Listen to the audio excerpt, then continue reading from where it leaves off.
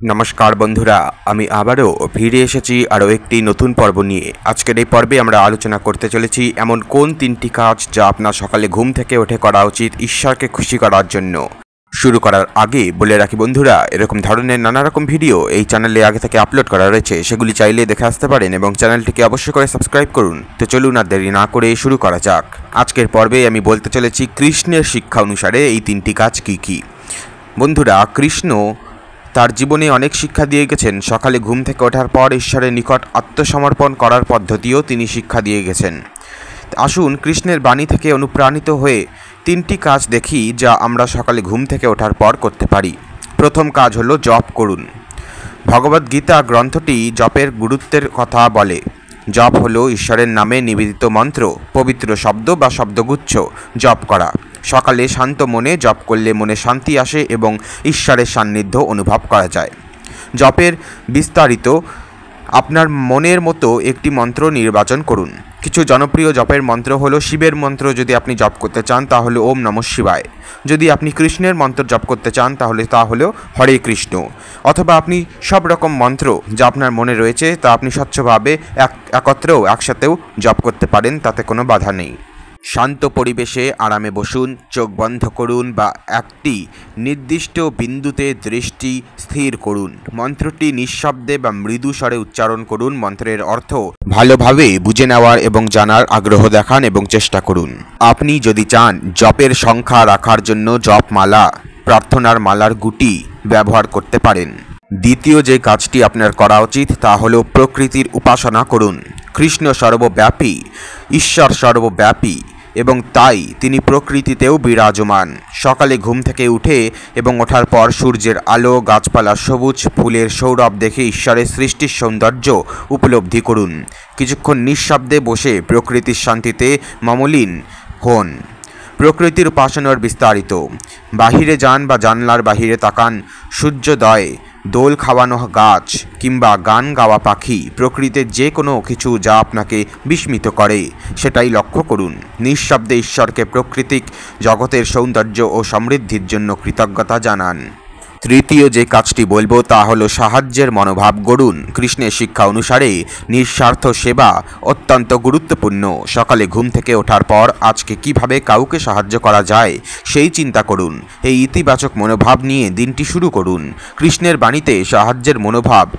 ভগবদ্গীতাতে কৃষ্ণ কর্মযোগের ধারণা তুলে ধরেছেন। কর্মযোগ অনুসারে নিঃস্বার্থভাবে সমাজের সেবা করা উচিত, সকলের সেবা করা উচিত। উপনিষদে বলা হয়েছে সকলের কল্যাণই কাম্য। শ্রীমদ্ ভগবদ্গীতায় কৃষ্ণের জীবনের বিভিন্ন ঘটনা বর্ণিত হয়েছে যেখানে তিনি দরিদ্র, অসহায় এবং নিপীড়িতদের সাহায্য করেছেন। সাহায্যের মনোভাব গড়ে তোলার উপায় কি? নিজের চারপাশে প্রথমে আপনার পরিবার, বন্ধুবান্ধব এবং প্রতিবেশীদের প্রতি সাহায্যের হাত বাড়িয়ে দিন এবং আপনার চিন্তা ভাবনা সবসময় মনে রাখবেন যে সকলেই ঈশ্বরের সন্তান। সকলের প্রতি সহানুভূতিশীল ও সহায়ক হন। আপনি যেমন ঈশ্বরের সন্তান, বাকি মানুষেরাও, বাকি পশুরাও, বাকি গাছপালা সকলেই ঈশ্বরের সন্তান এবং ঈশ্বরের একটি অঙ্গ। তাই সকলকে সহানুভূতি দেখান এবং সকলের প্রতি শ্রদ্ধা রাখুন। সাহায্যের মনোভাব গড়ে তোলার ফলাফল কী? প্রথমত মানসিক শান্তি। অন্যদের সাহায্য করলে মনে শান্তি ও তৃপ্তি আসে। দ্বিতীয়ত আধ্যাত্মিক উন্নতি। নিঃস্বার্থ সেবা আধ্যাত্মিক উন্নতির পথ সুগম করে। তৃতীয়ত সমাজের উন্নয়ন। সকলে যদি সাহায্যের হাত বাড়িয়ে দেয় তবে সমাজ আরও সুন্দর ও বাসযোগ্য হয়ে উঠবে। কৃষ্ণের শিক্ষা অনুসারে সাহায্যের মনোভাব গড়ে তোলা অত্যন্ত গুরুত্বপূর্ণ। এটি আমাদের জীবনে শান্তি ও তৃপ্তি বয়ে আনে এবং আমাদের আধ্যাত্মিক উন্নতিতে সাহায্য করে। মনে রাখবেন, পরোপকার পরহিতি। অন্যের উপকার করার মাধ্যমেই আমরা ঈশ্বরের সেবা করতে পারি। এবার আসি জপের গভীরতা।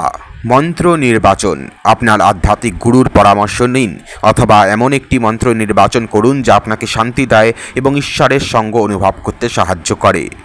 জপের স্থান নিশ্চিত করুন যে জপ করার জায়গাটি পরিষ্কার এবং শান্ত। তৃতীয়ত অভ্যাস গুরুত্বপূর্ণ। প্রতিদিন নিয়মিতভাবে জপ করুন। শুরুতে কম সময়ের জন্য জপ করুন এবং ধীরে ধীরে সময় বাড়ান। মনোযোগ। জপ করার সময় মনকে একাগ্র করো এবং করার চেষ্টা করুন।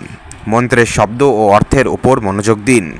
বাহিরের কোনো চিন্তা যেন আপনার মাথায় সেই সময় না ঢোকে। দ্বিতীয়ত, প্রকৃতির উপাসনার গভীরতা। ইন্দ্রিয় চালু করুন। সূর্যের আলো, ফুলের সৌরভ, পাখির গান, প্রকৃতির সৌন্দর্য উপলব্ধি করতে পারেন। আপনার ইন্দ্রিয়গুলোকে ব্যবহার করুন। কৃতজ্ঞতা জানান। প্রকৃতির সবকিছুকে উপলব্ধি করে ঈশ্বরকে ধন্যবাদ জানান। ঈশ্বরের প্রতি কৃতজ্ঞ হন।